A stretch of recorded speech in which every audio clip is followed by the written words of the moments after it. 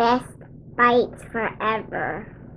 Hey, what's up everyone? Welcome to Best Bites Forever. In this video, I'm making these super soft cinnamon rolls. If you haven't subscribed already, go ahead and do so now, and let's rock it out. The first thing you need is 1 cup of warm milk. The milk should not be over 105 degrees because that will kill your yeast. You can just feel it with your finger and it should feel around body temperature, so not hot and not cold. I've also added in a tablespoon of yeast and a half of a cup of sugar. I'm just going to give this a little stir and then I'm going to let it sit for 5 or 10 minutes until it gets nice and foamy. Meanwhile, I'm going to go ahead and measure out my flour. Usually I tell you to use a spoon and scoop it out and then level it with a knife, but I'm going to show you a lazy way to sift your flour. So basically put your cup on top of a paper plate, pour the flour into it, that gives it a little bit of air mixed in, and then just level it off with a knife. Don't worry about that flour that you scrape onto the plate because in just a second you can fold your plate in half and pour it back into your flour bag. See, it wasn't that easy. Okay, so we are going to measure 4 cups of flour for now. Go back over here to your yeast mixture and add in 2 eggs along with a half of a cup of melted butter, and that butter should be cooled down like at room temperature melted butter. Here goes my vanilla, 1 teaspoon, and don't worry because I will put all of these measurements down below. Don't try to write them down as we go, no big deal. Give that a little mix until it looks like this and then scrape the sides of your bowl and go ahead and add in those 4 cups of flour. Keep in mind that we may need another half a cup as we go. I have my little helper over here and he's adding in 1½ teaspoons of salt and a half of a teaspoon of ground cinnamon just to give our dough a little bit of extra flavor and to balance out the sweetness. This is what this is going to look like. After about a minute of mixing, I'm going to go ahead and stop and scrape the sides of my bowl just to help it out a little bit and get the flour going into the mixture. And then I just want to turn my mixer back on, kind of get it going, and then decide if I need to add any additional flour. You may need to add up to a half of a cup of additional flour. I'm going to start by adding in another 1/4 cup because as you can see by looking at this, it's a really loose dough and it's way too sticky. So I went ahead and mixed that extra 1/4 cup in, and now my dough is absolutely perfect. Again, you might need to add a little bit more or a little bit less, but this is the texture that you're looking for. It should be tacky but not sticky. It is sticking to the bottom of my bowl a little bit still, but that's okay. You do want a nice, soft, loose dough. We're not trying to make like French bread or something here, so keep it a nice, soft dough. After this kneads for 5 minutes, I'm going to lift it right up out of my bowl, spray a little bit of cooking spray down in the bottom, take it off with a hook, and then spray a little bit of cooking spray on top and cover it with plastic wrap.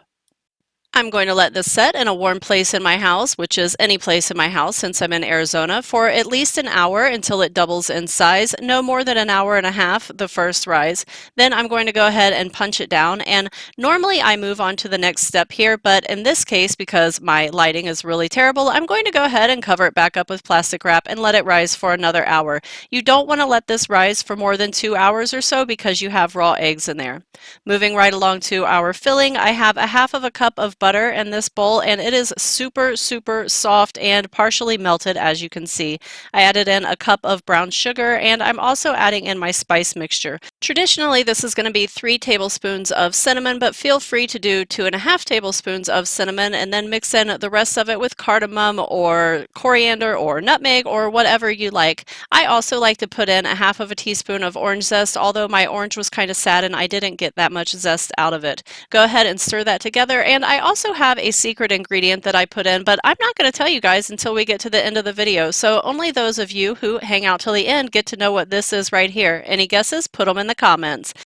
Go ahead and add 1/8 to 1/4 of a teaspoon of that secret ingredient, coming at the end, into your little mixture here and put it over to the side. Now we're ready to turn our dough out onto a lightly floured surface and put a tiny bit of flour on top of it. Once again, we're going to punch it down. That just means push it down to get all of the air bubbles out that you can. Only do a tiny little bit of flour on your surface, guys, because if you add too much flour into your dough, you are going to end up with dry cinnamon rolls. So you only want to do a light dusting of flour. Go ahead and push that into a rectangle form and then roll it out to about 1/4 inch thick. Don't worry about perfect edges because you're going to be cutting those off anyway, so you see how mine are roundy? No big deal. So I'm going to go ahead and put my filling right here, kind of in the middle-ish. It doesn't really matter because we're going to be spreading it around. So you can use your spoon to spread this around if you want to. Some people like to use an offset spatula, but I like to use my hand. I like to get in there and spread it around. I feel like it goes much easier and much quicker, but you can go ahead and do it however you want to. Leave an inch down at the bottom and about a 1/4 inch at the top. The 1/4 inch top is going to be where you start your roll. So this is the very center of the cinnamon roll that I'm rolling down here. And you just want to kind of roll it over and pinch it as you go along. Do it again from the other side. You know, just kind of start at the beginning, roll and pinch, roll and pinch, roll and pinch until you get to the other side. Once you get it going a little bit, you don't have to quite pinch it into place so hard because it's not going to, unravel as you go. Then you can just start going back and forth and roll it up really quickly like this. Once you get over to, about the halfway mark, it'll roll up pretty easily. And as you can see, I left this big part down at the end. That is going to be the edge of it, and you need the dough to be able to stick to itself, so you want to leave about a 1-inch border down there. Go ahead and trim off the ends. And I personally just like to use a super sharp knife to do this. I know some people like to use dental floss or whatever, so go for it if that's what you want to do. But if you happen to have a sharp knife, just gently go back and forth and it works really well too.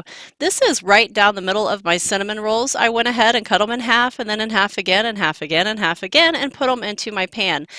As you're putting them into the pan, just go ahead and grab that little end piece, give it a little twist, and tuck it underneath so that it's sitting on the bottom of your cinnamon roll. Those rolls are going to rise in the pan for 30 minutes, and I am getting out my frosting ingredients while they are rising. These are going to go into the oven at 350 degrees for about 25 minutes until they are beautiful and golden. Meanwhile, while they are in the oven, I'm going to go ahead and make my frosting. I have 6 ounces of cream cheese, a half of a cup of butter, and both of these are super, super soft so that they will cream together really easily. Cream those together and then scrape your bowl.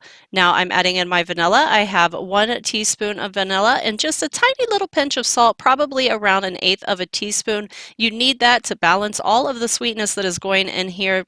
Make sure you put that little pinch of salt in. The next thing that I'm going to do is add in my powdered sugar. I'm going to be adding in 2 cups altogether, but about half of it is going to go in at a time. That just makes it a lot easier to blend, and also you don't end up with a big cloud of powdered sugar for you to inhale. This is my frosting, and it is beautiful and ready to go. And here are my cinnamon buns fresh out of the oven. I totally forgot to record frosting them, but I did do this little snippet for my Instagram, so here's my little Instagram of me frosting my little cinnamon rolls here. Don't they look delicious? So go ahead and frost them up. Oh, by the way, there's a secret ingredient, cayenne pepper. That's right.